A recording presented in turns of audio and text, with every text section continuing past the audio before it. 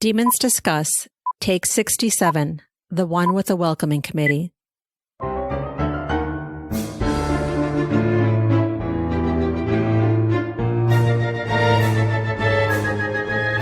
Welcome to Demons Discuss, the unofficial podcast about the All Souls universe and the topics that orbit it. We're your hosts, Angela, Jean, and Valerie. I'm Valerie, and with me is Angela and Jean. Hello. Hi, everyone. Hello, everyone. And what are we talking about, Jean? We are in limbo right now, in the midst of time walking back to the 21st century. Hang on to your hats. Will we make it or not? Because right now, it's a jumble of time. I'm just thinking about us in the wagon, Jean, like, oh, shit, here we go. Yeah. And I was thinking about literally hanging onto my hat, even though I'm not wearing one, but that's what I pictured. Oh, geez. Let's do a quick Patreon spot. This podcast is sponsored by your fellow listeners. Without them, we'd have to be funded by commercial advertisers, and we'd be hampered by their rules. We'd be reading talking points for stuff like mattresses, food services, shave Toothbrushes. underwear companies. Now, do you... Unfortunately, no mail order toilet paper at this point. But No. I'd do a commercial for that. at this point, I would too. It'd be a public service announcement. So now do you want to hear an underwear ad while we're talking about Hot Mess Matthew? No! We thank our patrons for allowing us to be ad-free and independent. Angela, it's your turn. Tell our listeners what they can get by becoming a patron. All right. Well, the base level is $2 and it goes up from there, but the more that you give, the more you get. So, but every patron at the $2 level gets our after show, which is a grab bag of topics, and it's produced on our off weeks. But as you go up the levels, you never know what you're going to get. Valerie's always designing new things, but you can get a pouch, you might get a t-shirt, you might get who knows what, but it's all exclusive to our patrons. Yeah, that too. So if you guys are interested in joining, go to patreon.com/demonsdiscuss. All right, let's go to discuss your emails, everybody. Who's got something for us? I'll start. Okay. All right, we have a discusser email from B. Hi, B. Hi, B. Hey, B. She says, hello, dearest demons. Just a quick thank you note for being the most genuine and generous demons I've ever met. Writing this since you have been such a big support of my work. I took the decision of closing my shop last night since my husband and I decided to self-isolate for the time being at least. I will use this time to focus on my family, hopefully create more art, and reflect on how lucky I am to have people around the world who love what I do and support my craft. Crossing fingers we all get our lives back close to what it was before the virus struck the world. And really hoping to meet again at the con. Stay safe, stay kind. Big bear hugs to you all. Your Peruvian demon, B. Oh, thank you, B. Aw, B, thank you. So, Jean, do you want to tell us about what she's been doing in the meantime? She's still pursuing her art, and her project right now is she's doing B Portraits by B, just putting out loveliness into the world. And she solicited some requests, shall we say, from folks. And she's her first week in, and one of her first week's worth of victims were Team Baldwin. That is Angela and I, from our infamous road trip to Austin, Texas, 6 years ago. Oh my gosh, 6 years ago. 6 years? Wow. Holy. Yeah. 2014, wasn't it? Almost 6 years. Yep. Oh, gosh. Seven Nation Army. Yes, exactly. That's when you got my book signed. Yeah. You know what my inscription was? Fucking Fire Drake. That's right. What my inscription was. That's right. And that was the night that we all went out and drank too much sangria with the rest of our tribe. And Deb tweeted us sweet dreams. And she went looking for the bats at the Bat Bridge. That was a fun night. It was a great trip. It was even a great road trip, too. Yes. I mean, usually, you know. It was. And we stopped and got kolache at... That's I never know what to call it. In but West Texas. Yeah, it was like a gas station store, but it was like a true bakery where it was delicious. Yeah. And they actually, Slovachucks actually makes their own sausage, too, that you can buy in the stores around here, which is just delicious. It's where all the Czechoslovakians went to settle back in the 18th century. And the fertilizer plant blew up, but that's a whole nother attorney make work thing. And the picture that she was inspired by was us the next morning in our way back to Jean's house. And it was like no makeup, no hair, wet hair, sunglasses. But of course, B can always find a way to make you look fabulous and happy. Oh, I know. It was very demonic. Yes. We were tired and hungover, and in the loaner car. We had a loaner car from the dealership that wasn't supposed to leave town. Oops. What do you The have, Jean? Metroplex kind of expanded there a little bit. I have a lovely email from Rebecca. Cannot wait for the next episode. Between a difficult family situation and this pandemic, my anxiety is absolutely through the roof. Well, that's what we're here for, to help lower your anxiety, Rebecca. Yep. My only moments of peace are with my dog and All Souls, and maybe a little West Wing too. Amen to that. Matthew and Diana are getting ready to time walk where I am at in my 100th listening to the books. But to scan ahead and remember their homecoming from Elizabethan England, there are so many delicious parts to both of these chapters. I love them arriving home to the tree and find the fact Matthew traded Marcus's car for a Land Rover hilarious. I feel like he was giggling a little. Don't we all? I find the fact that Marcus stuck him with a sports car even more hilarious, but that's just me. Yeah. Oh, yeah. And rubbing his hands together with glee. The part that sticks out most to me is the fact that it is baby Margaret that alerts the house to Matthew and Diana's arrival. I can picture that formidable line of women standing in the driveway, Margaret in Isabeau's arms, a curl in her little fist. It just sets up the rest of the story perfectly. Love and light to all of you. Stay home and stay That's what safe. we're doing. Yes, That's the ma'am. plan. We're Thanks, following that Rebecca. order. Let me see here. I have something from Chris M. Y'all know her. She says, Hi, Chris. Good evening, Lady Demons. Hope you're all maintaining your sanity in the crazy world. Well, this is part of it. We're trying. Yes. Yep. You guys are helping My us with thoughts on that this for week's sure. reading. I love that Diana and Matthew found themselves back where they left in Madison. They knew right away that they were back, went off right away for Septour. I was so sad for Diana to be shocked as much as she was at M's death, but she was a parental figure and she never got to say goodbye to her parents. Now to M. She has so many losses and it hit her deep in the heart. I love her seeing everyone again. And to see Gallowglass there in the future is awesome. Hey, spoiler alert, guys. It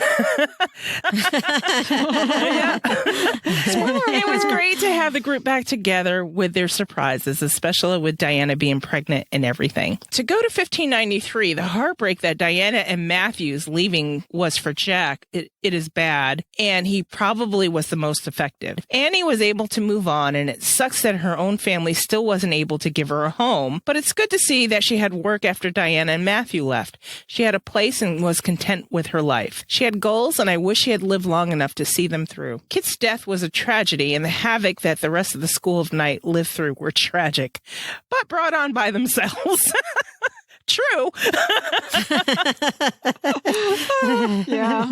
No. They couldn't help It was a themselves, good could they? ending to Shadow of Night, and it sets us up great for the Book of Life. Sincerely, Chris M. Thank you, Chris. Thank you, Chris. All right. Thank you, Chris. So that's it for that. And let's start the wagon, shall we? Let's do it. This chapter discussion is brought to us by Susie Glenn. Thank you, Susie. Thank you, Susie. Thank you, Susie. I'll say thank you, Susie. I can't you. talk Thank you, today. Susie. Thank you. When we left off in chapter 40 of Shadow of Night, we did a time hop into 2010 and got a glimpse of what was going on. We open up chapter 41 and find Diana and Matthew on the proverbial road, and Diana's looking at the map, wondering what the best route is to take them back. Which way do I hold this thing? I can see Matthew, you're holding it all wrong. What's going on? Right. Pick a string, any string. So what did you guys think of this opening? This reading, it finally dawned on me that all those different color threads are different multiverses. It didn't even hit me at all. I wasn't even thinking about it because when it comes to the timey-wimey shit, I just tune it out. Yeah. Well, usually it does for me too. And then I was like, okay, we always were saying that the blue and the gold were time sitting in the corner, blah, blah, blah. And then we have Diana talking about the yellow and white yarn she followed through her mitten to back when she was 5 and saw Cora and the Snow Angel. And then it's like, whoa, wait a minute. And then we get to this and I'm reading this going, now I get it. Mind blown. Wow. Yeah. To me, it's like for all those naysayers who are like, oh, well, this isn't a multiverse. It's right there in description. I mean, she couldn't have made it more visual than she did in that second second Right. and third paragraph in that chapter. That's the thing with Deb's writing. It's a lot of it's very subtle, and then it hits you, and it's like, boom! Oh! It hits Yes. you, and it's like, man, that's Yes. so totally not subtle. Yeah. How did I not notice that? Like what Jean just said, there was always time in the corner, and it was usually blue and amber or blue and gold, and it acted like fire. It snapped or crackled, and it's almost like that was burning in the corners. And once she actually decided to time walk, she like stretched it out, and when she stretched out, you can see all the colors, or she can see all the minute details of each individual strand. Ooh, I like that fire analogy a lot because blue and gold and amber is like the really hot burning gas flame as opposed to just, your pretty red and yellow and orange wood flame. Yep. Right, blue hot versus red hot. And it's interesting, too, because Matthew can see her hair from his preternatural senses as a rainbow. And Deb said it's not an actual literal rainbow, but because his eyesight is so keen, he sees her hair so minutely, all the details, so he can see the individual colors. And she sees time the same way, or she sees strands of time that way. Again, placing they have more in common than we ever thought. And just in different ways. Yeah, there you go again. All right, so let's start this. This is Diana talking. She's like, my attempts to reach the old lodge's future from its past were unsuccessful. I focused on the look and the smell of the place and saw the threads that bound Matthew and me to the house, brown and green and gold. But they slipped out of my fingers repeatedly. I tried for Septur instead. The threads that linked us there were all tinged with Matthew's idiosyncratic blend of red, black shot through with silver. Well, see, she was trying, I think part of her problem is she's trying to shortcut it. She wants to get where everybody is, and that's not the plan. Yes. Not working. We all do want a shortcut. It's like, what's the quickest way for me to get there? The goddess hasn't road trip in mind for that. Yeah, no, you have to take the long way, dude. It's funny, though. Each location almost has like its own standard, and she's just seeing the threads in that standard. The old lodge is brown and green, and then Matthew at Septur is red, silver, and black. So it's almost like they have their own flag flying. I imagine the house full of familiar faces, Sarah and Em, Isabeau and Marcus and Miriam, Sophie and Nathaniel. But I couldn't reach that safe port either. Resolutely ignoring the rising panic, I searched among hundreds of options for alternative destination. Oxford, the Blackfriars Underground Station in modern London, St. Paul's Cathedral. My fingers kept returning to the same strand in the warp and weft of time. That was not silky and smooth, but hard and rough. I inched along its twisting length and discovered that it was not a thread, but a root connected to some unseen tree. With that realization, I tripped over an invisible threshold and I fell into the keeping room of the Bishop House. Home. Wow. Yep. I kind of expected her to wind up where she started. Yeah, and that's what I was kind of surprised why she was trying to get somewhere else other than where they left off. Yeah. I think she was seeking people more than seeking the place. Do you know? All right. So she said, I landed on my hands and knees, the knotted cords flattened between my palms and the floor. Centuries of polish and the passage of hundreds of ancestral feet had long since smoothed out its wide pine boards. They felt familiar under my hands, a token of permanence in the world of change. I looked up, half expecting to see my aunts waiting in the front hall. It had been so easy to find my way back to Madison that I assumed they were guiding us. But the air in the Bishop House was still and lifeless, as though not a soul had disturbed it since Halloween. Not even the ghosts seemed to be in residence. Matthew was kneeling next to me, his arms still linked to mine and his muscles trembling from the stress of moving through time. Are we alone? And Matthew's sniffing around. He's like, yeah. With his quiet response, the house wakened and the atmosphere went from flat and lifeless to thick and uneasy in a blink. Matthew looked at me and smiled. Your hair, it's changed again. And I'm like thinking at this time, really? The hair? We're doing this again? We're going to do this one more time. Yeah. Well, at least in the TV show, the door's going to be blown off the hinges. I glanced down to find not the strawberry blonde curls I had grown accustomed to, but straight, silky strands that were brighter reddish gold, just like my mother's hair. And then she's like, it must be the time walking. And the house creaked and moaned. I felt it gathering its energy for an outburst. It's only me and Matthew, and she's telling the house, you know, calm down. Calm your tits. Calm your tits. Yeah, calm your tits. Calm your tits. I got to try that. I got to try that one with my house. My words were soothing, but my voice was oddly accented and harsh. The house recognized it nonetheless, and a sigh of relief filled the room. A breeze came down the chimney carrying an unfamiliar aroma of chamomile mixed with cinnamon. I looked over my shoulder to the fire and the cracked wooden panels that surrounded it, and then I scrambled to my feet. What the hell is this?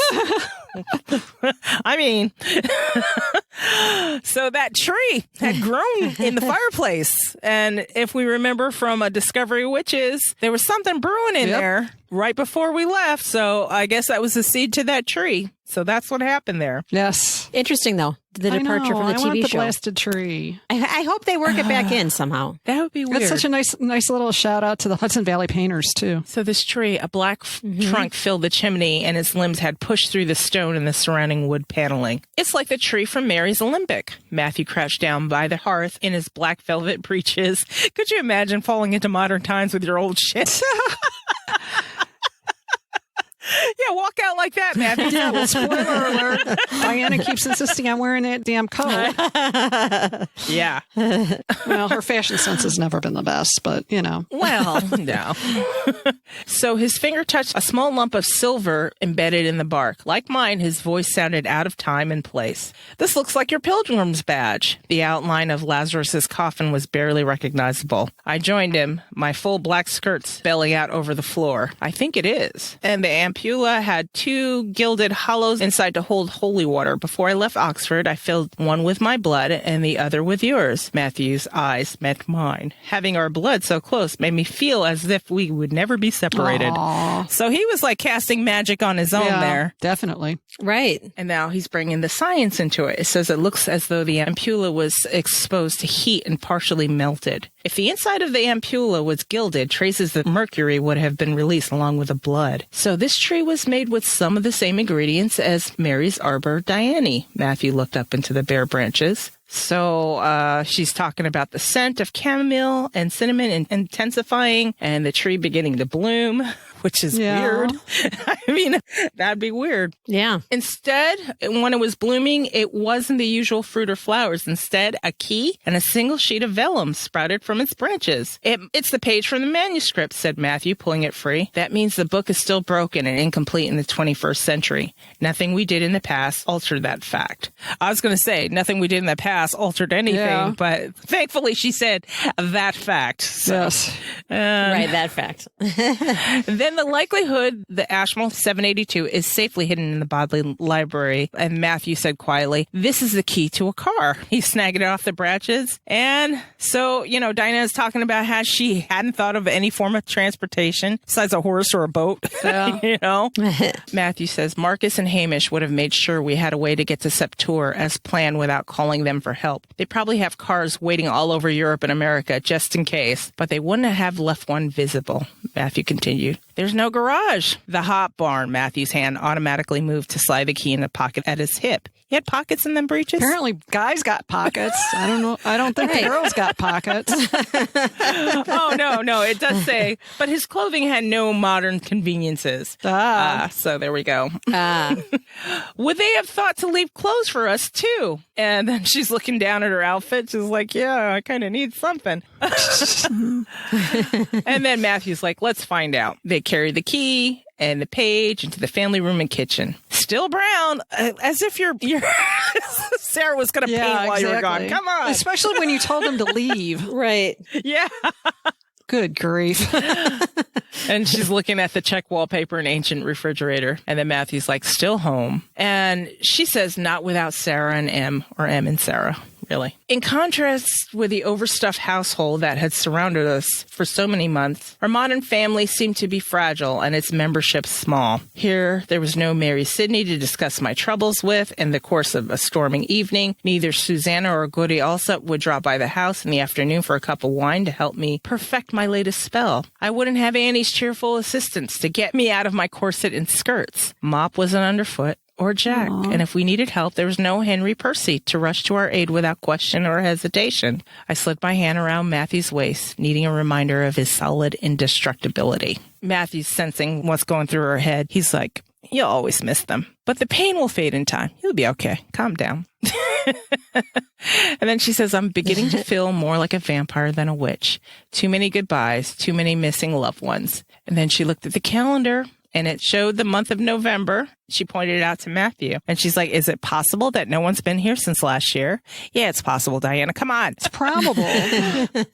Something must be wrong. And this is Diana reaching for the phone. No, this is Matthew. The congregation could be tracing calls or watching the house. We're expected at tour. Whether our time away can be measured in an hour a year, that's where we need to go. Good grief. Stick to the plan. Stick to the plan. Who's being reactive and being the hot mess? I'm going to make a call. It's like they pass batons. I know. Your turn to be stupid. Oh, I love them. I know. They're so perfectly suited for one another. We found our modern clothes on top of the dryer, slipped into a pillowcase to keep them from getting dusty. Matthew's briefcase sat neatly beside them. Em had at least been there since we left. No one else would have thought of such practicalities. I wrapped our Elizabethan clothes in the linens, reluctant to let go of these tangible remnants of our former life, and tucked them under my arms like two lumpy footballs. Matthew slid the page from Ashmole 72 into his leather bag, closing it securely. Matthew scanned the orchard and the fields before we left the house, his keen eyes alert to possible danger. I made my own sweep of the place with my witch's third eye, but no one seemed to be out there. I could see the water under the orchard, hear the owls in the trees, and taste the summer sweetness of the dusk air. That was all. Come on! And they're making their run for it to the hop barn. And they're trying to open up the sliding door, but it wouldn't budge. I like how Diana's coming and she can see all the spells that people have put on stuff. It's like she did learn a lot, even though it seemed like she was rushing all over Prague and doing dumb shit. She did learn a lot of magic. She did. So when she came back, she's like, Sarah, put a spell on it. I could see it twisted around the handle and through the grain of the wood. A good one, too. And Matthew's like, too good to break? And he's worried. Yeah. And it wasn't surprising that he had been concerned. Last time we were here, I hadn't been able to light the Halloween pumpkins. I located the loose ends of the bindings and grinned. No knots. Sarah's good, but she's not a weaver. Yay, me. Yay, me. They open up the barn, and there's Sarah's Honda. Sarah's going down. How the hell are we going to fit you into that? She wondered. I'll manage. And this is Matthew. I'll manage. Yeah. He tossed the clothes into the back. He handed her the briefcase, folded himself in the front seat, and after a few false starts, the car sputtered to life. It's a Honda. Those things don't die. I swear they don't. Right. Where's next? I asked, fastening my seatbelt. Syracuse, then Montreal, then Amsterdam, where I have a house. It's like, wow, he's got plans A, B, C, D, and Z all in his head. He knows them. That's cool. So Matthew put the car in a drive and quietly rolled into the field. If anyone is watching for us, they'll be looking in New York, London, and Paris. And Diana's like, we don't have passports. I understand that feeling, Diana. Oh, don't we all? Damn. Damn it. Look under the mat. Marcus would have told Sarah to leave them there. And she peeled up the mat. Voila. Filthy mats. And found Matthew's French passport and my American one. Man, this whole chapter, I feel like everybody's dragging Sarah a little bit too much. Yeah. It's like her car's unkempt. Her spells are like, I'm shocked they're good. I'm like, come on now, let's stop the low key dragon here. Her walls are still brown. Sarah, man, she's just living her life, man. Yeah, she's minding her own business, living a quiet life, and y'all are making fun of her dirty car. I know. Not everybody has like a team of people to wash their Range Rovers, Matthew. Well, actually, So why isn't your passport burgundy? And taking them out of the sealed plastic bag, another M touch, she thought. Because it's a diplomatic passport, which gets us to wondering, what the fuck is he doing being a diplomat somewhere? Wait a minute. What happened to that whole congregation rule? Right. So he steered out onto the road and switched on the headlights. There should be one for you. Diana's going through, and she's like, my French diplomatic passport, inscribed with the name Diana de Clermont, and noting my marital status relative to Matthew, was folded inside the ordinary U.S. version. How Marcus managed to duplicate my photograph without damaging the original is anyone's guess. He knows Nathaniel, dude. Yeah, it's not that hard. He can replicate. She looks at Matthew and says, are you a spy now, too? Oh, good grief. And Matthew's like, no, it's like the helicopters. Just another perk associated with being a de Clermont. Okay. There you go. I couldn't help but think when you said, are you a spy now? Lucas North just flashed before my eyes. Oh, God. So I left Syracuse as Diana Bishop and entered Europe the next day as Diana de Clermont. Matthew's house in Amsterdam turned out to be a 17th century mansion, of course, on the most beautiful stretch of the Herrengracht. He had, Matthew explained, bought it right after he left Scotland. That's the house I chose 1605. in our Q&A. Yep. That's exactly. right. You're more than welcome at any time. I'll save a bedroom for each of you. Oh, that's lovely. Thank you. Oh, is the kitchen open 24? You got somebody? Yes. Oh, yes. All right, cool. Now that the Playboy Mansion butlers are out of work. As long as there's voodoo chips, I'm good. I'm good. Right. We'll all be good. Right. We lingered there only enough to shower and change clothes. I kept the same leggings that I worn since Madison and swapped out my shirt for one of Matthew's. He donned his habitual gray and black cashmere and wool, and even though it was late June, according to the newspapers, it was odd not to see his legs. Ooh. Well, I've grown so accustomed to seeing them being on display. talk about objectifying. Tables turned. That's right. It seems a fair trade, Matthew commented. I haven't seen your legs for months, except in the privacy of our bedchamber. And then Matthew nearly had a heart attack when he discovered his beloved Range Rover was not waiting for him in the underground garage. Instead, we found a Navy sports car with a soft top. Aw. How fun. And Matthew's like, I'm gonna kill him. I would too. I mean, those cars are lovely to look at, but as I'm getting older, man, I don't want to ride the ground. Oh, come Right. on. It's fun. It's fun. Try to get out of it, darling. though, with your fat ass. With my fat ass, just try to pull myself up. It's Sorry. it's an acquired skill, but you can acquire it. Although the Porsche is not as hard as climbing out of that damn Alfa Romeo. Oh, geez. I think it's just a lifestyle commitment. Oh. It's like when you're driving, like you said about that Yes. purse, you got to be committed to it. Oh yeah, yeah. I was going to say when you have to climb up and out of the car, it's bad. Or when you roll out onto the pavement and try to save yourself. Don't wear a dress. I'll just leave everyone with that bit of advice. Just don't wear a skirt.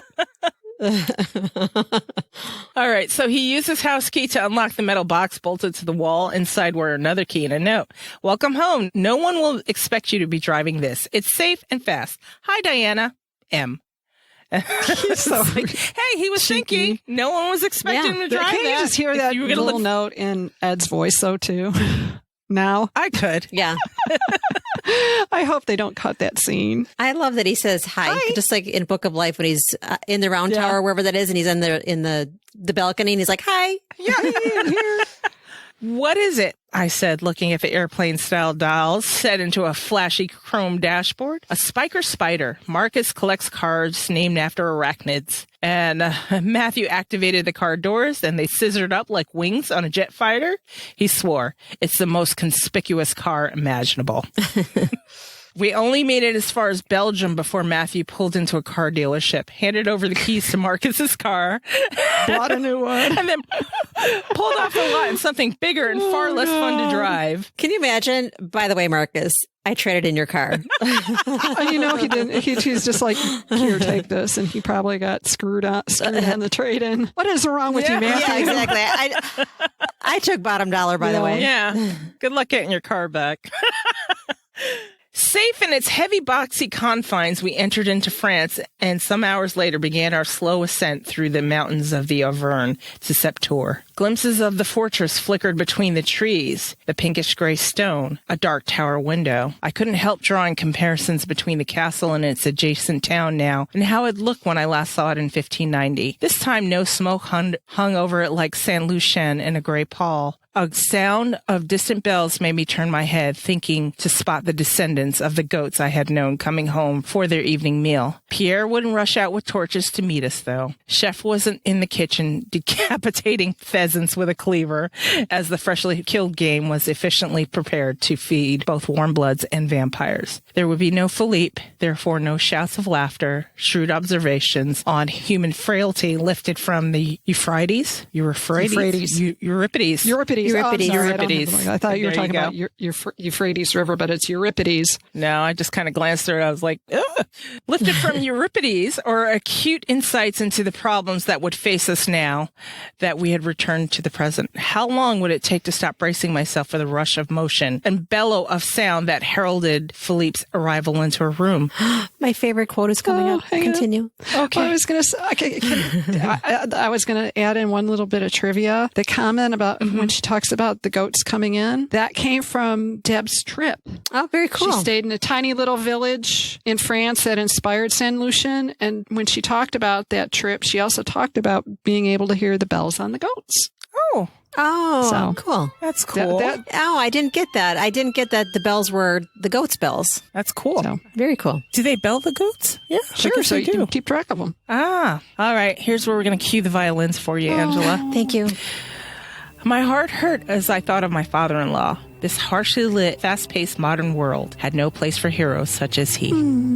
That was my inscription on this book, I think. Shadow of Night? Deb put Yeah. that in my Shadow of That's Night. a good one. So Matthew says, you're thinking of my father. Our silent rituals of vampire blood-taking and a witch's kiss had strengthened our ability to gauge each other's thoughts. So are you. And this is Diana observing. He had been since we crossed over the border into France. The chateau has felt empty to me since the day he died. It has provided refuge but little comfort. Matthew's eyes lifted to the castle and settled back on the road before us. The air was heavy with responsibility, a son's need to live up to his father's legacy. Maybe it'll be different this time. Sarah and Em are there. Marcus too. Not to mention Sophie and Nathaniel. And Philippe is still here. If only we can learn to focus on his presence rather than his absence. He would be in the shadows of every room, every stone in the walls. And this is Diana studying Matthew's beautiful, austere face, understanding better. Spoiler alert. Yeah, Diana doesn't know how right she is. Yeah.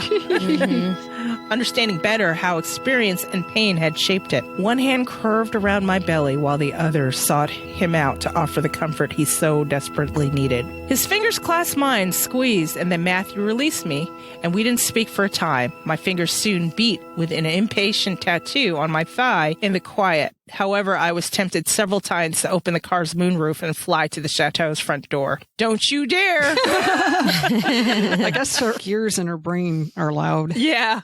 Then Diana's like, okay, hurry then. And then Matthew's like, patience, we're almost there. And Matthew's thinking to himself, and there's no chance of me going faster. He's just mean. Now he's just being mean. I know.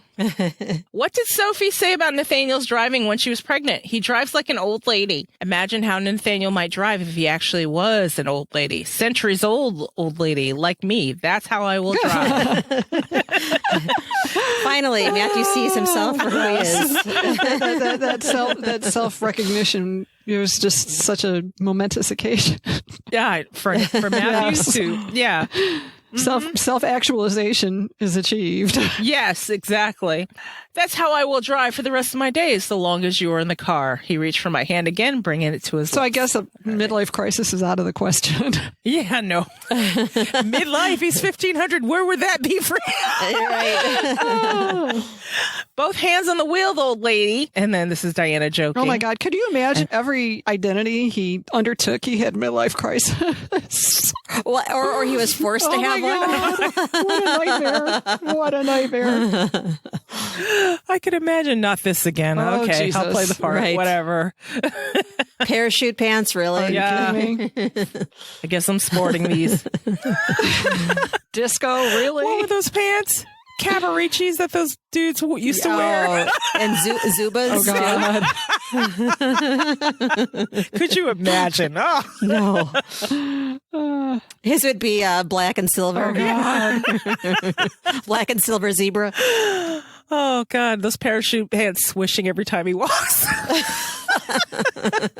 In the bodleian. Hurry. This is Diana begging him silently. My eyes fixed on the roof of Matthew's tower as it came into view. When the car slowed, I looked at him in confusion. They've been expecting us, he explained, angling his head towards the windshield.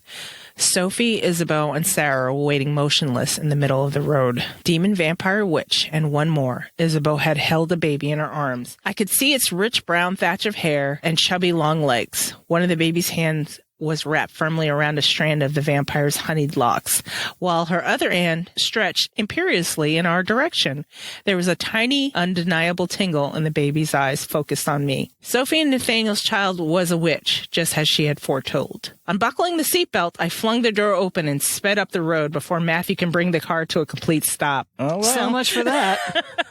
Yeah, tears streamed down my face, and Sarah ran to enfold me in her familiar textures of fleece and flannel, surrounding me with a sense of henbane and vanilla. Home, I thought. I'm so glad you're back safely, she said fiercely. Over Sarah's shoulder, I watched while Sophie gently took the baby from Isabeau's grasp. Matthew's mother's face was as inscrutable and as lovely as ever, but tightness around her mouth suggested strong emotions as she gave up the child. That tightness was one of Matthew's tales, too. They were so much more similar in flesh and blood than the method of Matthew's making would suggest possible. Pulling myself loose from Sarah's embrace, I turned to Isabeau. I was not sure you'd come back. You were gone so long. Then Margaret began to demand that we take her to the road, and it was possible for me to believe that you might return to us safely after all. And then Isabeau searched Diana's face for some piece of information that, Diana had provided yet. And then Diana says, we're back now to stay. There had been enough loss in her long life. I kissed her softly on one cheek, then the other. And then Isabeau says, bien.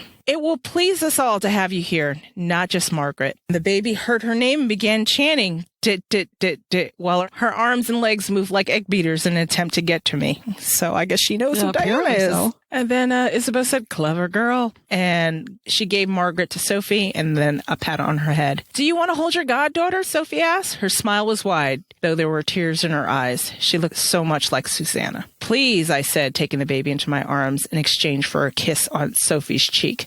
Hello, Margaret, I whispered, breathing in her baby smell. And Margaret's still doing her babbling, but she's trying to say Diana. Duh, duh, duh. And then Diana says, you are a troublemaker. She's as stubborn as her father, even though she's a Pisces. And this is Sophie. Mm-hmm. Sarah went through the ceremony in your place. Agatha was here. She's gone at the moment, but I suspect she'll be back soon. She and Mart made a special cake wrapped in strands of sugar. It was amazing, and Margaret's dress was beautiful. You sound different, as if you spent a lot of time in a foreign country. And I like your hair. It's different, too. God. Are you hungry? Sophie's words came out of her mouth in a disorganized tumble, just like Tom or Jack. I felt the loss of our friends, even here in the midst of our family. After kissing Margaret on the forehead, I handed her back to her mother. Matthew was still standing behind the Range Rover's open door, one foot in the car and the other resting on the ground in the Auvergne, as though he was unsure if we should be there. Where's Em? Sarah and Isabeau exchanged a look. Everybody's waiting for you in the chateau. Why don't we walk back? Yeah. Everybody's inside. Yeah. Nothing. You must want to stretch your legs. Suspicious there. Yeah. So Diana put her arm around Sarah, and they took a few steps. Where was Matthew? And this is her thinking. She turned and held out her free hand. Come to your family, she said silently as their eyes connected. Come be with the people who love you. He smiled, and my heart leapt in response. Isabeau hissed in surprise.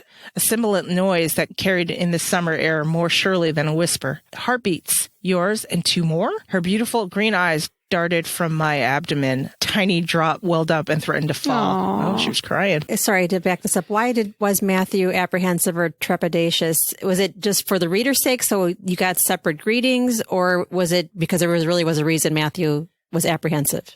I feel like a little of both. Yeah. Matthew doesn't like walking into situations he's not sure of. Mm-hmm. So well, I can see the hesitance. And I also think it was a way of illustrating that even after everything that he's gone through, he still feels like the other in the family. Got it. Yeah. I wonder how much that's supposed to reflect his comments about it not feeling like home. But since Philippe's been that's gone. a good point. It's true. Isabel looked to Matthew in wonder. He nodded, and his mother's blood tear fully formed and slid down her cheek. The blood tears. I mean, how inconvenient. Yes. If you like to wear cream and so true.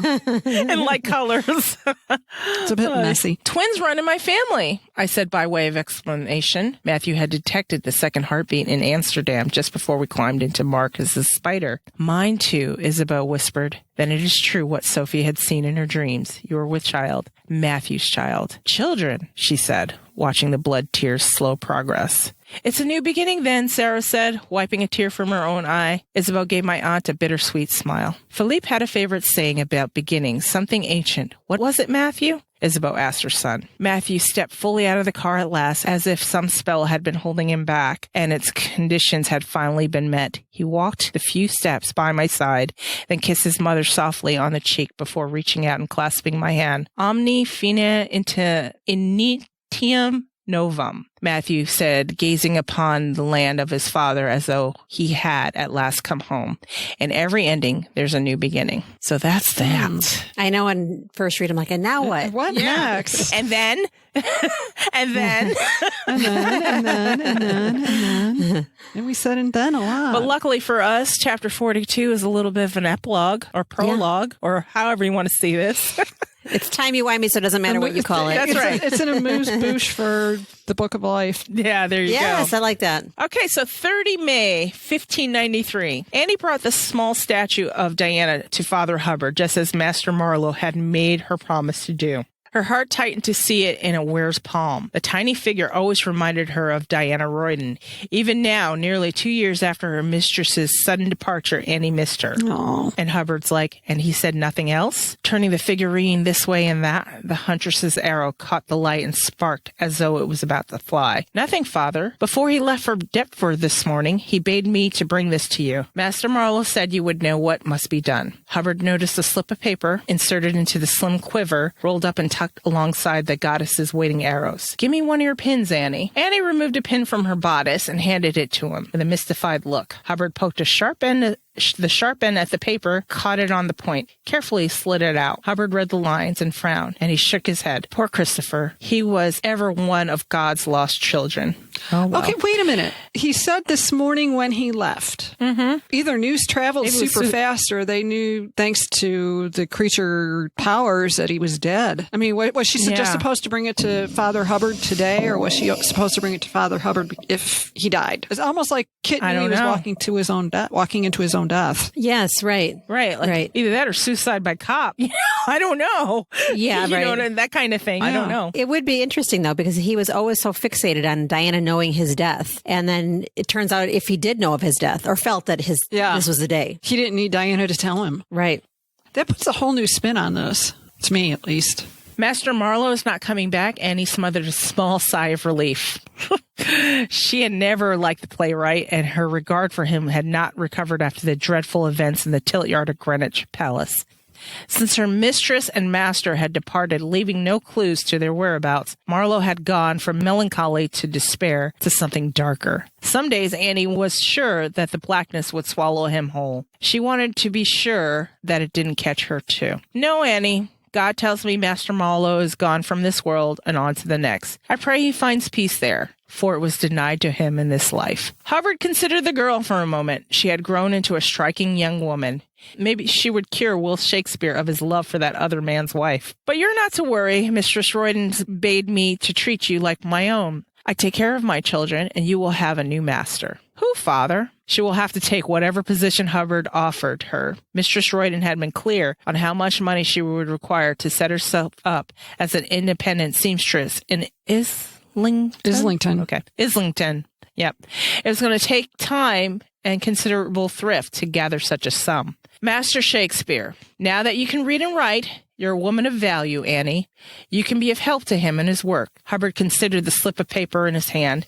He was tempted to keep it with the parcel that had arrived from Prague, sent to him through the formidable network of mail carriers and merchants established by the Dutch vampires. Hubbard still wasn't sure why Edward Kelly had sent him this strange picture of the dragons. Edward was a dark and slippery creature, and Hubbard had not approved of his moral code that saw nothing wrong with open adultery and theft. Deb got all that in like one little sentence. Yep. I love it. Taking his blood in the ritual of family and sacrifice had been a chore, not the pleasure it usually was. In the exchange, Hubbard had seen enough of Kelly's soul to know that he didn't want him in London, so he sent him to Mortlake instead. It had stopped Dee's incessant pestering for lessons in magic. But Marlowe had meant the statue to go to Annie, and Hubbard wouldn't alter a dying man's wish. He handed the small figurine and slip of paper to Annie. "You must give this to your aunt, Mistress Norman. She will keep it safe for you. The paper can be another remembrance of Master Marlowe." That is interesting choice of words, a dying man's wish instead of like a dead man's wish. Yeah, huh. It's, like I said, it's almost like Deb's implying that he went into his own death. He went in with knowledge of his own death. Yeah. And it's also interesting that he thought for a moment to keep it with the slip of paper. What's even funnier about the whole comment about Master Shakespeare and another man's wife, I looked this up because it made me curious. By 1593, he had been married for a while, and he got married at the age of 18 and needed permission because he knocked up a 26-year-old. Ooh. How's that for scandalous? Whoa. He was a mess. Yeah, I was going to say, he really shouldn't have been throwing any shade Marlowe's way because he had his own set of problems. Yeah, no shit. All right. So Annie says, "Yes, Father Hubbard," though she would have liked to sell the silver object and put it towards the proceeds in her stocking. Because she's saving to be a seamstress, man. Annie left the church where Andrew Hubbard held court and trudged the streets to Will Shakespeare's house. He was less mercurial than Marlowe, and Mistress Royden had always spoken of him with respect, even though the master's friends were too quick to mock him. That's true. She settled quickly into the player's household, her spirits lifting with each passing day. When news reached them of Marlowe's gruesome death, it only confirmed how fortunate she was to be free of him. Master Shakespeare was shaken too and drank too much one night, which brought him to the attention of the master of the revels. Shakespeare had explained himself satisfactorily, and all was returned to normal now. Annie was cleaning grime from the window pane to provide a better light for her employer to read by. She dipped her cloth into fresh water, and a small curl of paper drifted down from her pocket, carrying on a breeze from the open casement. "What is that, Annie?" And this is Shakespeare. "Nothing, Master Shakespeare." Annie stammered, bending to retrieve the paper. "Bring it here, since it's nothing," he commanded. As soon as it was in his possession, Shakespeare recognized the distinctive penmanship. The hair on the back of his neck prickled. It was a message from a dead man. "When did Marlowe give this to you?" Shakespeare's voice was sharp. "He didn't, Master Shakespeare." As ever, Annie couldn't bring herself to lie. She had a few other witchy traits, but Annie possessed honesty in abundance. "It was hidden. Father Hubbard found it and gave it to me. For remembrance," he said. "Did you find this after Marlowe died?" The prickling sensation at the back of Shakespeare's neck was quieted by a rush of interest. "Yes. I will hold on to it for you then, for safekeeping." What a jackass. And Annie's like, "Of course." Annie's eyes flickered with concern as she watched the last words of Christopher Marlowe disappear into her new master's closed fist. "Be about your business, Annie." Oh, fuck the patriarchy right here. Fuck the patriarchy.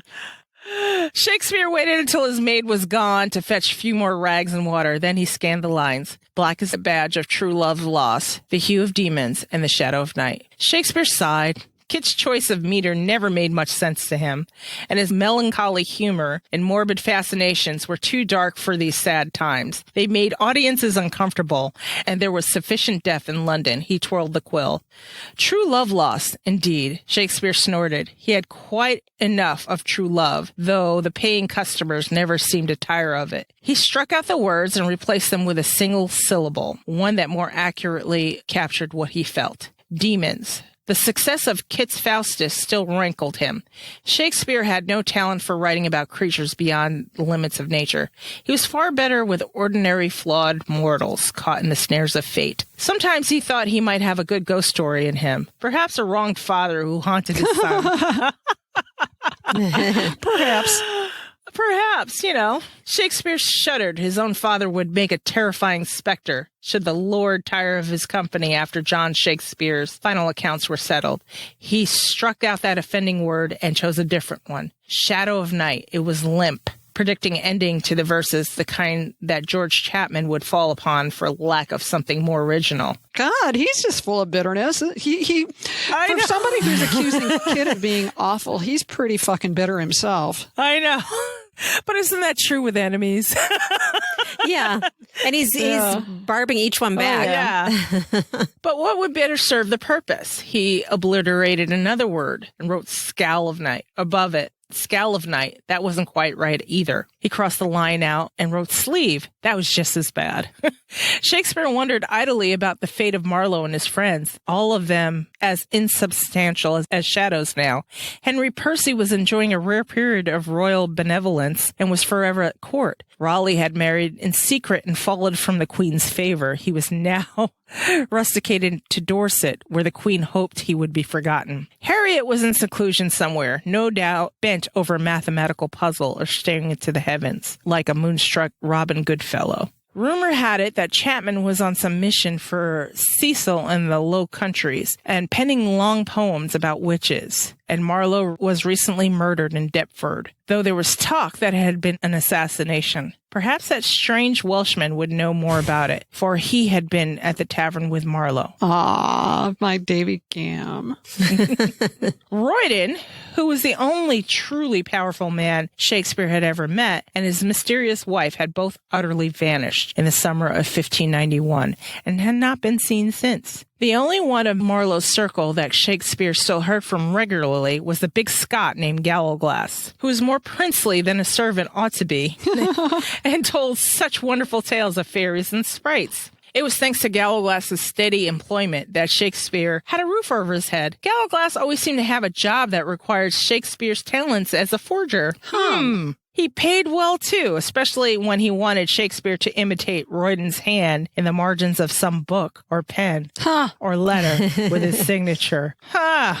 Think back to Discovery of Witches, the very end. There you go. Think about that. And think about the name of the book that it was written in. So mysterious. What a crew, Shakespeare thought. Traitors, artists, and criminals, a lot of them. His pen hesitated. And he really wanted to sit at that cool kids table so badly. I know. That's why he was And mad. I get mad at him throwing shade on poor George. George was always nice to everyone. And everybody picks on poor George. Well, I mean, the way Shakespeare sees it, you lie with dogs, you get fleas. So Yeah. George has got the fleas. Oh, poor George. According to Shakespeare. After writing another word, this one decisively thick and black, Shakespeare sat back and studied his new verse. Black is the badge of hell, the hue of dungeons, and the school of night. So there you go. That's how he borrowed, quote unquote, Like a borrowed magpie. verses from Kit. Yep. I have a post from years ago. I think I'll put that in the show notes. That one with the animated GIF. Oh, yeah. With Oh, yes, Kit yes, one. yes. Yeah. Uh-huh. So I'll put that there. It was no longer recognizable to Marlowe's work, you know? Good artist copy, great artist steal. There you go. There you go. Through alchemy of his talent, Shakespeare had transformed a dead man's ideas into something suitable for ordinary Londoners rather than dangerous men like Royden, and had taken him only a few moments. Just like that, got new material. Shakespeare felt not a single pang of regret as he altered the past, therefore changing the future. Marlowe's turn on the world stage had ended, but Shakespeare's was just beginning. Memories were short and history unkind. It's the way of the world. Oh, you said it, man. Wow. Please, Shakespeare put the bit of paper into a stack of similar scraps weighted down with a dog's skull in the corner of his desk. Hey, gruesome. No. I guess, they didn't have sticky notes. Apparently not. Yeah. I can think of something better to use as a paperweight than a dog skull, though. That's for sure. He'd find use for the snippet of verse one day. He had second thoughts. Perhaps that he had been too hasty to dismiss true love lost. There was potential there, unrealized, waiting for someone to unlock it. Shakespeare reached for a scrap he had cut off a partially filled sheet of paper in a half-hearted attempt at economy after Annie had shown him the last butcher's bill. Love's labor's lost, he wrote in large letters. Yes, Shakespeare mused. He definitely used that one day. And that is the end of Shadow of Night. Da, da, da. Oh my God. Wow. I know. Wow. Wow. Okay, so let's go through our last thoughts. I mean, it could be anything in Shadow of Night. Go through them. I've got last thought of Shadow of Night. Oh man, it's over. Wow. Yeah. I at first read, I'm like, what is that? It's like, Yeah. That's how, and now that's one of my favorite chapters. I think it's a brilliant way to end Shadow it's of like Night. the end of Ferris Bueller when he comes back on after the credits, kind of. I'm like, Yeah. what the hell is this? Yeah. It made me understand so much I more. know. It made me understand how Matthew's signature wound up in that Oh, yeah. book. Like, And how we ended up with Midsummer Night's Dream and The Tempest that don't seem to fit into much of anything. Yes. yeah, Thank you, Gallo Glass. this is a great book and our favorite in the trilogy. Yeah. Anything else before we gavel this? Yay! Yay. I yes. Well, I've got one last thought, and it's all about the car that Matthew ditched. And the slogan that is on the car is, "For the tenacious, no road is impassable." Oh, okay. Oh. And the nickname for the Spiker Spider was Tenax, which is Tenax, Tenax, which is Latin for tenacious. So, for Matthew, slagging on the car is something frivolous. Shame on you, Matthew. You should read Auto Week more often. No, he doesn't have time for that. All right. Here we go. Last gavel of Shadow of Night. Going once. Going twice. Sold! Oh, goodness. It's like the seller's remorse. It was. Oh, my God. All right. So let's go to housekeeping. Okay. All right. Sounds good. Whoops, I forgot to include a sponsor. So this housekeeping is brought to us by NJ. Thank you, NJ. And here's your applause here and all the accolades. And now back to our housekeeping segment. Housekeeping. Okay, who wants to start with theirs? So I have one from our discusser in chief, Stephen. Yay! Yes, he is keeping his eye on all of us. And he has to say, I'm halfway through listening to episode 66 and broke off to answer your musings over the reported date 1591-92 for the Thomas Harriot telescope. Good, because we were Yes. wondering. Before 1752, England used the Julian or medieval calendar with the new year starting on March 25th, the Feast of the Annunciation. When the Gregorian calendar was finally adopted in 1752, in addition to losing 11 days to bring it into line, the New Year Day was moved to be celebrated on January the 1st. This led to the practice of using a choice of 2-year dates when reporting on medieval records. Oh, and another thing, many towns in England have a silent W in the middle of their name. For example, Norwich is pronounced Norwich, like nor and itch, like you scratch. Okay. And Alnwick, Yep. Alnwick is pronounced Alnwick, and ick, as in icky. Yeah, I You think I said- pronounced it all Alnwick. Yeah. So it's Annick. Yeah, yeah, it's yeah. Annick. Yeah. I hope all are Okay. well, practicing safe social distancing and washing your hands frequently. Best regards, Stephen. Yes, sir. Thank you, Stephen. He's our moral authority. Wash your hands frequently. I love when we wonder aloud and it gets answered. It's, I it's a know. gift. But I never realized that the Feast of the Annunciation on March 25th, like the whole globe back then revolved around, at least Europe did, the Catholic Church. And what's 9 months later after the Annunciation? Yes. Christmas. So I didn't realize like it was that important that March 25th had to be the beginning of the new year and well, it didn't end, but 9 months later was Christmas, the birth of Christ. Oh. Interesting. That is interesting. Huh. Angela, what do you have? I have a 5-star review. Oh my gosh, keeping me alive in these dreadful times. Oh my Thank you so God. much. We need it. so We much. need it. From Norfolk Witch, she says, deliciously demonic. These 3 deliciously demonic ladies delve into the world of All Souls with a bawdy sense of humor worthy of any 16th century London tavern. Oh, Wow. wonderful. I know. Their passion and intelligence is evident in their forensic analysis of the books, but what I love is they don't take themselves too seriously. Well- Hilariously funny and uplifting. Norfolk Witch in the UK. Oh, thank you so much. Woo! Yes, thank you. Yes, so much. Thank you. And we had a lot of emails. First, I want to recognize Barbara. Okay, listen, Barbara, I am not going to forget about you because I am thinking about starting a whole new segment called the Barber Files. Okay.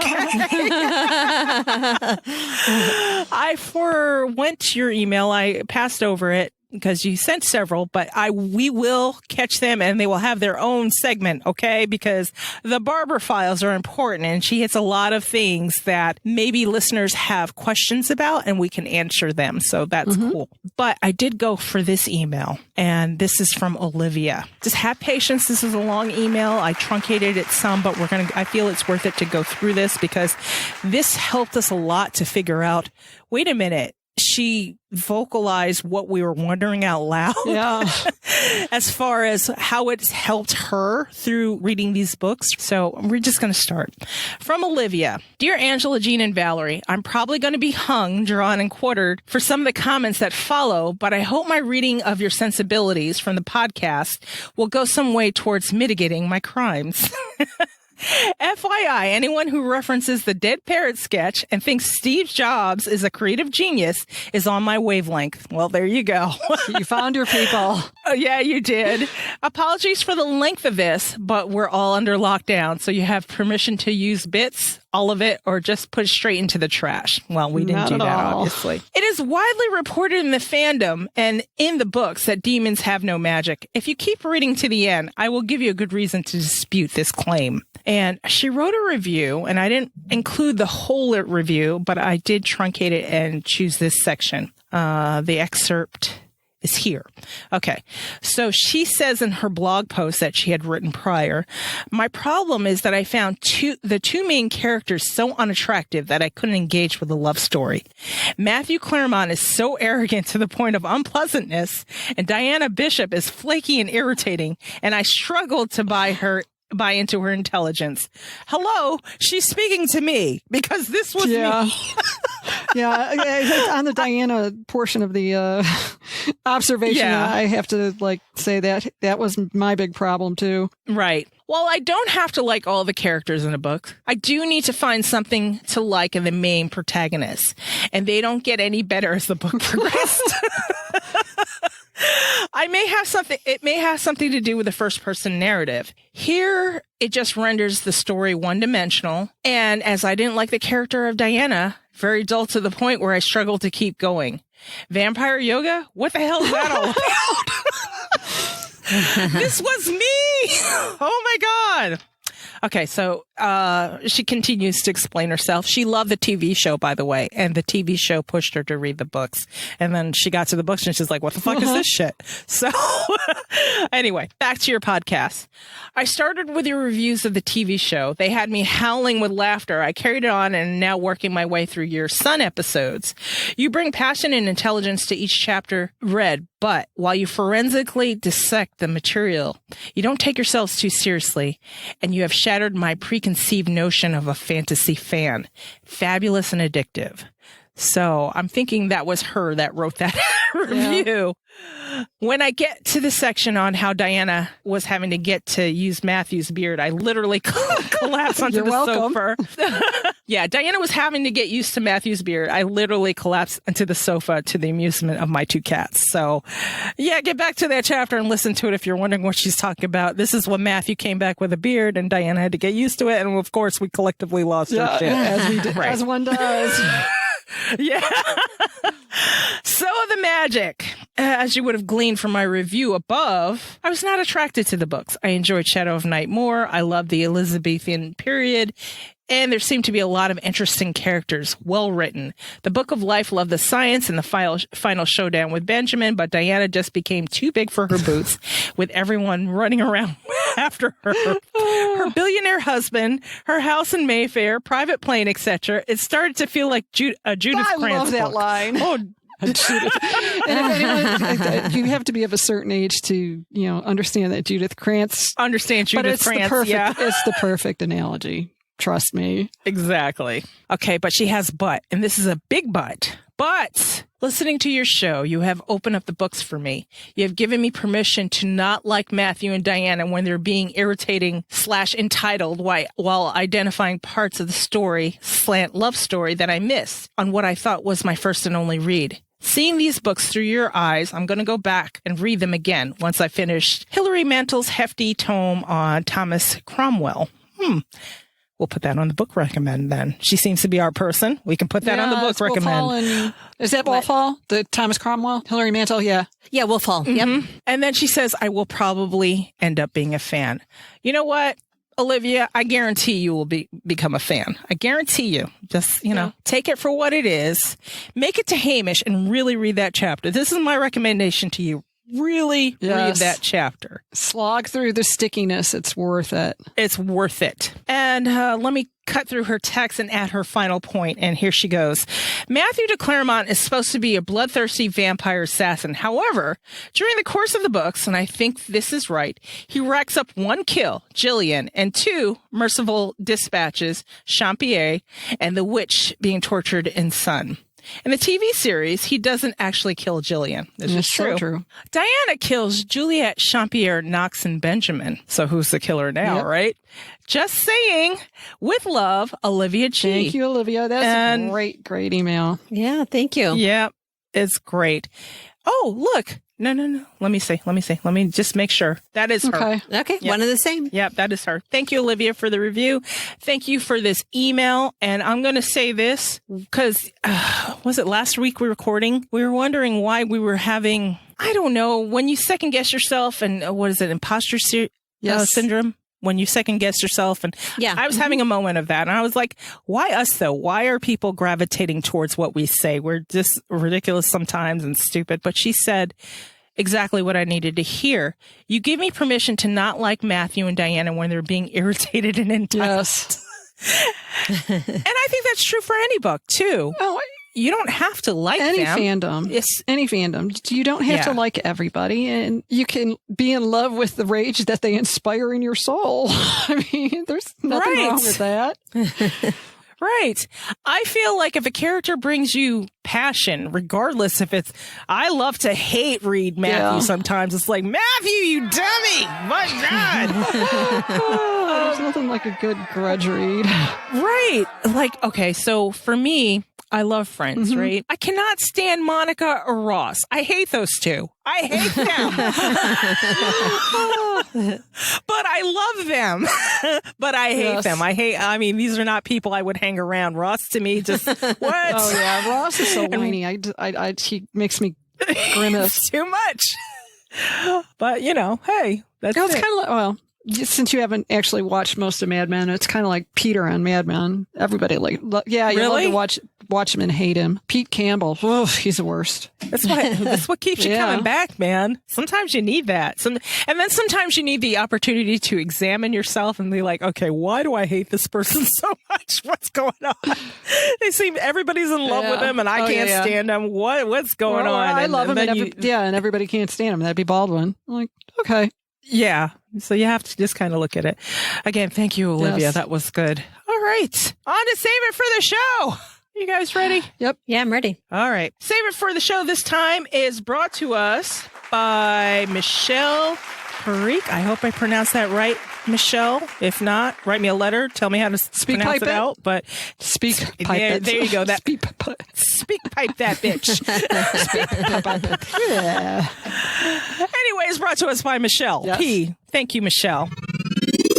Save it for the show. Save it for the show. Guys, save it for the show. All right. So save it for the show. The topic is current events. Ugh. Yeah. Sorry. Our little time Yeah. capsule here. Yeah. Well, what is it? Day 14? Day 3 for me. Day 3 for lockdown Yeah. for you. And yeah. Texas. Go figure. Just so you guys know, we have been, you know how the TV shows are doing their stuff from home right now. And it's like we've been doing this from the Yeah. beginning. So Angela is up in Illinois. Jean is down in Texas and I am in Washington State. So it's a big triangle. So we're all staying the fuck home. Yes, we're all podcasting from our various places in our home, and we have done from the beginning. We were supposed to we'd be in New Orleans Mm-hmm. today if had this not broken out. And we're all sad about Together. that because I really had a craving for royal oyster Definitely. today. I know. Yeah, well, and to add to the story for our listeners, we would have all been on our way yesterday, and interestingly enough, probably when I would have been in the air had we been going, Texas announced that anyone on a plane from New Orleans would be registering with the Department of Public Safety, which is our state police, and going into mandatory quarantine for 14 days. Whew, dodged that bullet, didn't we? So I dodged a big old bullet there. Right. Oh, my Registering with gosh. the state, that's a scary as fuck idea. Fuck. So, those of you who are not familiar with the United States, we are 50 states, and like the federal government, the one, That the one. president, that one, the federal government has its own rules, but state governments are allowed to go stricter. Have autonomy. Yes, and we believe in states' rights in this country. And so all of us being in different states, we all have different sets of rules we should follow, and Texas seemed to be lagging a little. Texas does not even have a statewide rule yet. When you come down from the state level, we also have county level and city level. And in my particular instance, it was waiting for our county to actually take some sort of action. And for listeners' reference, I'm not in Dallas County, so we lagged even further behind. Oh, my dear. gosh. How are you not Wasn't walking there- outside in a garbage bag? I don't trust any of you. Right. Railing at this. And wasn't there a smaller municipality who had stricter measures, and then the larger municipality relaxed them on them? I thought it was Mississippi California, did that. was it? Yeah, maybe it was them. Yeah, I don't know. I know Mississippi is loosey-goosey Yeah, right Mississippi Yeah. is the worst right now. Thank God. We were tied for the worst, but no longer. I know what it was. It was Alabama with the municipalities and the beaches, because Dr. Shelley was raging about that the other day. Yeah. Yeah. Well, since the Seattle area where I'm at was the first hit, we kind of clamped down pretty early. And the governor was giving us some leeway, I think, up until last week, until he drove around on the weekend and saw nobody was following the rules. So he just put us on a statewide Smart man. lockdown. So, Yeah. yeah. He was being nice Yeah, at it's first, like, but then he's like, I'm going to yeah, trust no. you to be adults. Oh, wait, you're not being adults. Fuck that noise. You're being stupid.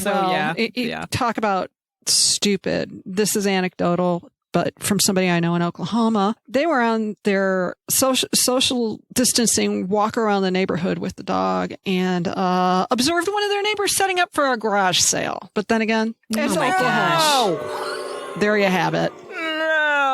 No. Okay, so by the time you hear this, everything might be totally different Yes. over here, but we'll keep you updated. Oh my God. So, Angela, how goes your You work from home. quarantine? Yeah, and your work from Yeah, home. it's good. It's fine. As I told you last night, we have enough computers, we have enough bandwidth, we have enough food, and we have enough And enough space. So snacks. it's going fine. And enough snacks, exactly. So right. we're good. We're really good. And Valerie, you had asked how are the unseen residents doing, and they're still here too. Yes. And Jean, how are you doing? Oh, we are doing all right. It's interesting because it seems like our neighborhood is more lively now that everybody is supposed to be locked up in their houses than it ever had been before. We do have a lot of walkers that go past the house, but I have noticed they are observing appropriate social distancing, so they get kudos for that. Yeah. Our liquor stores are still open, which is important. For sanity's That's right. sake, at least. We are still searching for toilet paper, unfortunately. I thought you I had have some. I thought you found yeah, a but it's going to supply. take Amazon till the end of next month to ship it. My shipment I date see. hasn't moved up, so I keep looking when I do go out on my once weekly trips. Got it. And Right. we're actually eating dinner at a decent hour since I don't have to drive to work. So we like that. A friend gave me a tip. Office Depot or Staples, they carry toilet paper. Home Depot and Lowe's both carry toilet paper. Our Lowe's up by the office got cleaned out. Yeah, really? I haven't tried the one Damn. down here yet. Although Aldi's is getting it in on a regular basis, you just have to make sure you've got to time your arrival there. You got to be. Got to be fast. Yeah. You got to be fast. It's like Target. It's like show up on Sunday at 6 a.m. They get their Yes. shipments. Yeah. I would still continue to look on Amazon because supplies show up, and maybe if you, I don't know, maybe I'm really shocked that your delivery date hasn't moved it up. probably Yeah. will. I mean, we've got I'm enough. I'm surprised. just like planning for the long haul. Yeah, of course, sure. So- Yeah. I can say we had to go out yesterday and dip in very quickly to the store, and I'm happy to report that shelves are empty, but things are starting to be Yeah. replenished. Even we did have toilet paper there. We didn't get any because we have enough, but it was good to see that at least a few packs were on. Right. Yeah, the I was going to shelves. say, and the meat cases are starting to fill up again. I will say that this last week I had made some very delicious pork ribs because that happened to be the only thing that they had. I'm like, I'm going to grab these. These look good. And we did baby back ribs, and they were delicious. And I only did them in the oven. I dry rubbed them and did them in the oven. Mm-hmm. Oh, could you fashion a recipe to put in the show notes I could do that. to share? It was actually very easy. Oh, great. That's cool. With oven temperatures and everything? I'm just like sort of grabbing things. If I see it, I grabbed it. They had a turkey breast. I'm like, I'll take this. So tomorrow we're making turkey, and I'll probably make up a batch of turkey a la king when I'm done. Yeah, that sounds good. If I manage. And here's another thing that I haven't been able to find anywhere. Frozen peas. Yeah, really? Oddly. Yeah. Really? Huh. Broccoli. Frozen broccoli seems to be the orphan product this week. Nobody wants frozen broccoli. The redheaded stepchild, Nobody I wants know. the frozen broccoli. Oh, wow. So That's strange. Just like the unsweetened tea and the chocolate hummus. Now, oddly, since we did it a little late, we did the corned beef and cabbage for St. Patrick's Day, since there seemed to be a lot of that around. And I made some really good sweet and sour cabbage last night, and it was super, super easy. I'm noticing we're cooking more. Yes. We're definitely cooking more. Maybe we just maybe this is just a reset. I'm choosing to look at it that way. Yeah. And maybe a little bit of Darwin thrown in too. That too. Robert still goes out into the public because he has to. He's essential. However, he's ready with his cans of Lysol and his wipes. I have loaded him down with, since we have hand sanitizer in the house, but he doesn't want to take our supplies from the house. So I have a lot of alcohol, 99.9% alcohol, like the industrial shit left over because I do my nails at home, like I told you earlier, and it helps wipe away the clear sticky layer of gel when you finish doing your nails. So I happen to have a lot of that, and I happen to have a lot of aloe vera. So if you guys happen to have these things at home, it'll be helpful if you make a 60-40 mix of, it's got to be at least 70% alcohol, and that's your 60. And your 40 will be aloe vera gel, and you mix those together and you have a good hand sanitizer. So just letting you know, these are helpful little tips. And one more helpful little tip, if you're going to mix up your own bleach solution, it's 4 teaspoons to the quart of water. And that is an appropriate concentration per the CDC. Perfect. I got to go look at all my spray bottles. I know. Right. I just dug those out last night, and I'm like, ooh, I need to find out what the proportions are. Right. So disregard that meme that's circulating around that says just a capful. You need 4 teaspoons of bleach for it to work. So what were you saying about not wiping down your groceries? Yes. Today, the Washington Post published an article, an interview with an infectious disease microbiologist to discuss where that fallacy came from, because the key on all the articles that you've been seeing as far as like, it's been detected up to 3 days on cardboard, this and that and the other thing. The key is detected. The half-life on this virus is 3 to 6 hours, even on cardboard. And it has to be at full strength to basically infect you. So the virus is degrading immediately. If you want to, I don't care. I spray it all down I was with going to say you can Lysol spray it all anyway. down, but it's like I'm seeing things there where people are telling you to leave your groceries in your hot car for 6 hours to kill it. It's like, well, yeah, then your groceries are going to spoil too. That's dumb. Or now you have to go to the hospital for Ebola. Or salmonella. Leave your UPS packages out for 3 days or whatever. And hell no, someone will fucking steal that shit. I'm getting my toilet paper in my house. Exactly. But the point being is where the concern would be is the scenario would basically be like your UPS guy has got an active infection and sneezes on your package right before he hands it to you. Yes. Yeah. That's the issue. So, another thing I've been thinking about and being paranoid about is there are a lot of carriers that don't show symptoms. Yeah, now that scares me. It does scare me. So I am treating myself as a carrier because I don't think I have it. I don't think I got it from anywhere. Well, There's no super point scary where here in Texas I could have it. Allergy season is cranking up like a son of a bitch right now. So it's like you don't even want to sneeze in public because everybody turns and looks at you. He's like, allergies, really? I know. Even my husband, when he comes home and we're sitting together on the couch and he sneezes, and then I side-eye him. And he's like, it's allergies. I swear I'm okay. I feel weird about myself my when I God. sneeze. Not that I'm worried, but I'm like, One oh of my the God. last days I was in the office, I had to sneeze, and I like held it in so hard that I think I hurt myself. It was bad. Your ears popped. No joke. No joke. The thing is, I think 2 people in my office have had it, Ooh. honestly. Only because one of the guys we work with, he came in one day. This is in January, mind you. He came in, his eyes were bulging out. I mean, like, because his eyes were all swollen. He just was sick all of a sudden. And we looked at him like, get out. This is before anyone was talking about this virus. This is in January, middle of January. I looked at him. I was like, go home. You don't look well. Go home. Go see a doctor. Get the fuck out of here, you know? And I was like, I'm saying this with love. Take care of yourself. And it turned out he had pneumonia. Oh my gosh. Yeah. And then the person he worked with, because we all have our military counterpart that works with us, person he worked with 3 weeks later came down with pneumonia, and she's been out of the office.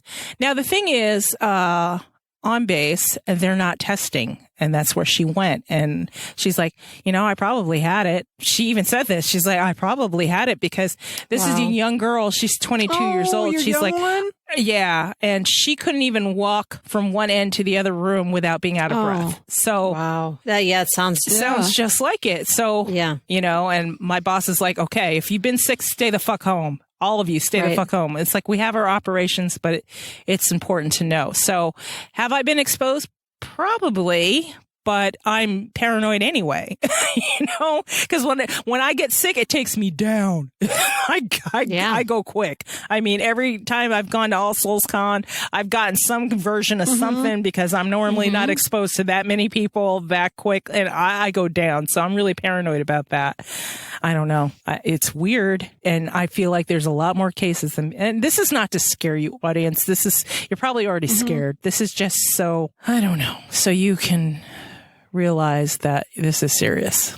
I mean, I'm pretty sure our audience knows this is serious by now, right? Yeah. Yep. So, yeah, I guess. I guess that was our savior for the show. All the shit we wanted to talk about. And this will serve, hopefully, we get through this in a year. This will serve as a time capsule. That's what it was like to be around then. All right. Anything else you guys want to add before we go on to last thoughts? No. Stick with us, guys. After this, we go to last thoughts and things we can't let go of.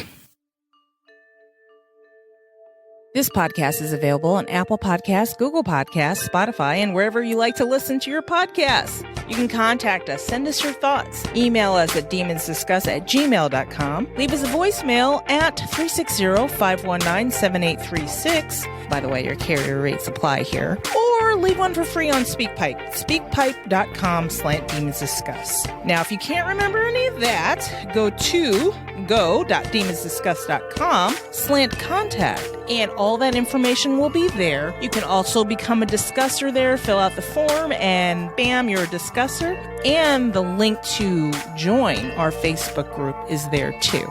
Visit our main site, demonsdomain.com. And if you really feel like deep diving, go to visit.demonsdomain.com/masterpost. And you can read interviews, geek out with Weekly Geeks about All Souls Universe, read about the characters. Keep that geek flag flying, guys.